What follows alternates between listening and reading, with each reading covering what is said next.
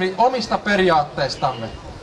Meidän ei saa antaa sellaisten vieraiden vaikutteiden saapua tänne Suomeen ja ottaa valtaa, että ne vaarantaa tämän meidän kansanvallan, koska vain yhtenäinen kansa takaa myös sen, että meillä on keskinäistä solidaarisuutta tässä maassa. Jokunen sana vielä siitä leikkauspuheesta, mitä nyt tässä maassa käydään.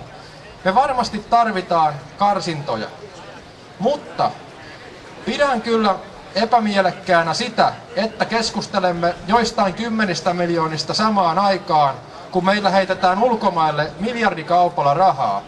Meillä on Kreikkaa 1,5 miljardia lainattuna, emme saa niitä koskaan takaisin. Nyt jo neuvotellaan, että paljonkohan niistä voitaisiin saada. Meillä on lainatakaukset, ne voi langeta meidän maksettavaksi ja lisää on tulossa.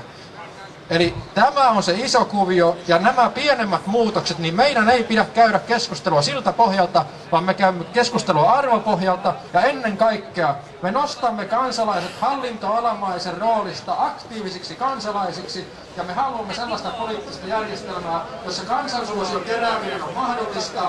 Sen pitää olla mahdollista ja se on mahdollista vain silloin, kun on selkeä järjestelmä, jossa kansalainen pystyy paikantamaan vastuulliset päättäjät, eikä niin, että pitää luottaa siihen, että miltä joku näyttää, kello on paljon rahaa, onko mainetta, minkämoinen on perhetausta ja kuka on kenenkäkin isä ja kumminkaan ilman koira.